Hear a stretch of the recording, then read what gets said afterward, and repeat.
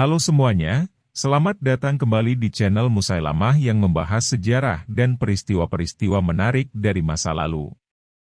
Pada video kali ini, kita akan membahas 5 pemimpin tersadis yang pernah ada di dunia. Siapa saja mereka?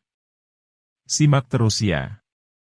Di balik tindakan-tindakan baik yang dilakukan oleh para penguasa dunia, ada sejumlah kisah kekejian yang tercatat dalam sejarah. Dampaknya sangat besar, di mana jutaan orang menderita akibat tindakan-tindakan buruk tersebut. Kerajaan-kerajaan Eropa pada abad pertengahan dikenal dengan masa yang banyak diisi dengan tindakan penghukuman dan tidak sedikit kisah kekejian yang tercatat dalam sejarah pada masa itu. Tindakan kekejian oleh para pemimpin dunia tidak hanya terjadi pada masa sekarang, tetapi telah ada sejak masa Kekaisaran Romawi kuno.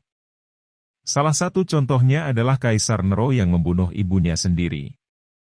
Di kemudian hari, Raja Rudolf II yang pernah menjadi Kaisar Tahta Suci Roma pada tahun 1576 dikenal sebagai biang keladi perang 30 tahun antara pihak Katolik dan Protestan di Eropa Tengah. Perang tersebut menewaskan 30% penduduk Jerman pada masa itu. Pangeran Vlad Dracula dari Romania juga dikenal karena tindakan kekejamannya, di mana selain menghukum mati para kriminal, ia juga dilaporkan telah membunuh 500 kaum ningrat yang dituduhnya membangkang, ketika ia berperang melawan Ottoman Turki antara tahun 1448 dan 1477. Salah satu cara penghukuman yang paling disukai oleh beberapa penguasa adalah dengan menusuk terhukum dengan tombak atau batang kayu runcing, dimulai dari bagian dubur hingga ke atas sehingga terhukum mati perlahan-lahan dalam penderitaan. Selain di Eropa, tindakan sadis juga terjadi di kerajaan atau lembaga kekuasaan di bagian lain dunia. Berdasarkan informasi dari Terichest.com pada Sabtu, 29 Juli 2017, berikut adalah beberapa contoh aksi kejam di luar Eropa. 1. Era Rana Valonai, membunuh 75% populasi. Rana Valonai, yang memerintah negara Pulau Madagaskar selama 30 tahun, sering disebut sebagai monarki gila Madagaskar, atau Raja Gila Madagaskar. Penjelajah asal Austria, Ida Pfeiffer, menyebutnya sebagai seorang wanita yang sombong dan kejam. Berbeda dengan para pemimpin monarki lain yang lahir dalam lingkungan yang mewah, ia dilahirkan dalam keluarga sederhana. Ia kemudian menjadi bagian dari lingkaran kerajaan Madagaskar setelah ayahnya memberitahukan rencana pembunuhan Raja Andria Namponimerina. Sebagai balasan atas kesetiaan ayahnya, sang raja mengangkat Rana Valona sebagai putrinya sendiri. Hubungan mereka semakin kuat ketika Rana Valona menikah dengan Pangeran Radama. Sebagai seorang ratu, Rana Valonai mengincar komunitas Kristen di Madagaskar sehingga banyak orang Kristen, baik pribumi maupun asing, yang melarikan diri dari pulau tersebut. Pada tahun 1845, ia memerintahkan seluruh anggota keluarga kerajaan sebanyak 50.000 orang untuk berburu kerbau. Dalam waktu 4 bulan, sekitar 10.000 orang meninggal dalam perburuan tersebut. Beberapa sumber mengatakan bahwa Ratu Rana Valonai bertanggung jawab atas kematian sekitar 75% populasi Madagaskar. 2. Wu Zetian, membunuh rival. Meskipun dikenal sebagai sosok yang banyak menewaskan orang pada zamannya, Kaisar Wu Zetian telah mendapatkan citra baru sebagai seorang pahlawan wanita.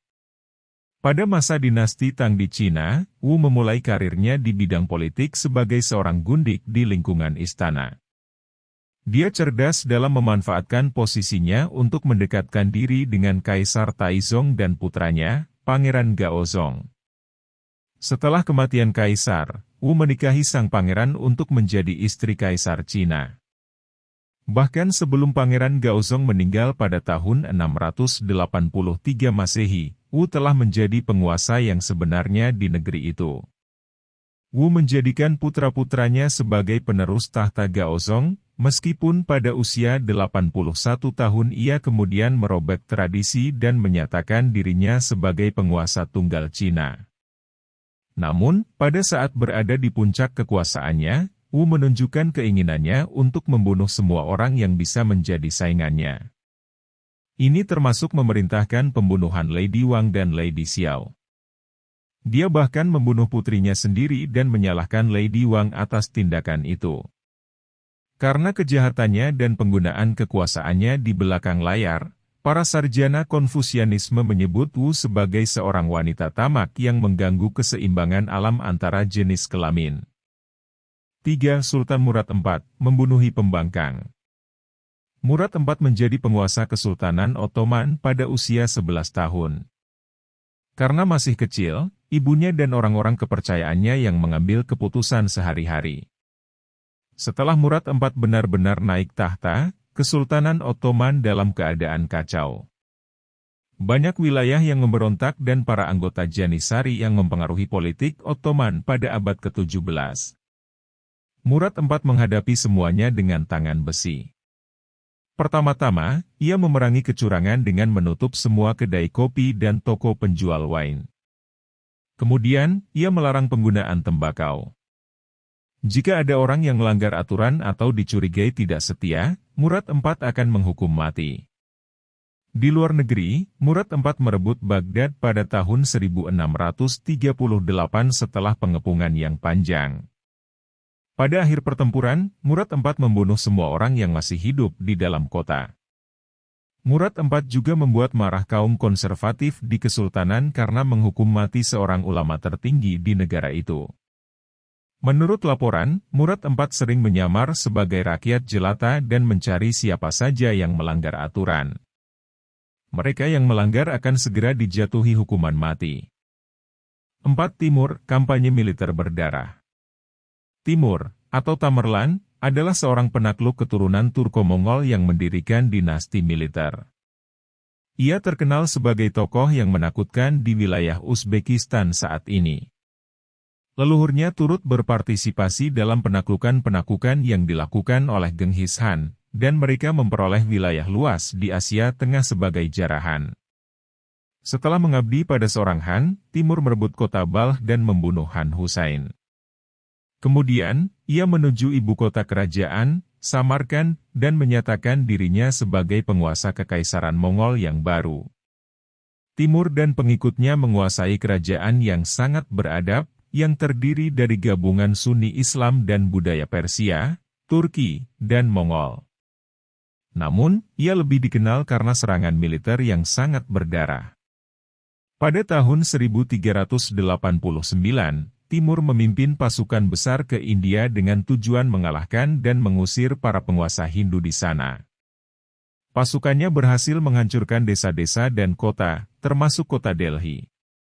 Timur membenarkan tindakan-tindakan ini dengan alasan menyebarkan Islam kepada orang-orang kafir. Setelah merebut Azerbaijan dan Suriah, Timur menghancurkan Baghdad pada tahun 1401 dan membunuh sekitar 20.000 orang dengan pedang. Namun, ia meninggal sebelum dapat melancarkan invasi ke Cina seperti yang direncanakannya.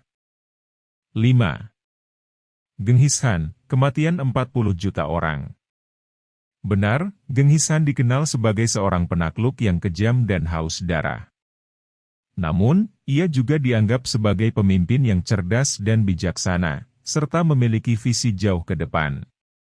Selain itu, ia juga menerapkan sistem pemerintahan yang efektif dan efisien, yang membantu menjaga stabilitas dan kemakmuran kekaisarannya.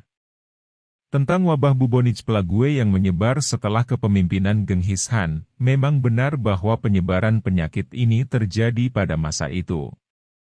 Namun, banyak pakar sejarah yang mengatakan bahwa wabah tersebut sebenarnya bukan disebabkan oleh pasukan Mongol yang menyebar ke seluruh dunia, melainkan karena faktor-faktor lain seperti perubahan iklim dan perdagangan internasional. Meskipun demikian, tidak dapat dipungkiri bahwa wabah bubonic plague telah membawa dampak yang sangat besar terhadap populasi manusia pada masa itu, dan telah meninggalkan bekas dalam sejarah dunia. Itulah 5 pemimpin tersadis yang pernah ada di dunia, kisah-kisah mereka memang mengerikan dan kejam. Namun, dari kisah-kisah tersebut kita dapat belajar banyak tentang sejarah dan bagaimana kekuasaan dapat mempengaruhi perilaku manusia. Terima kasih telah menonton video ini, jangan lupa like, share, dan subscribe untuk mendapatkan video menarik lainnya di channel kami. Sampai jumpa di video berikutnya.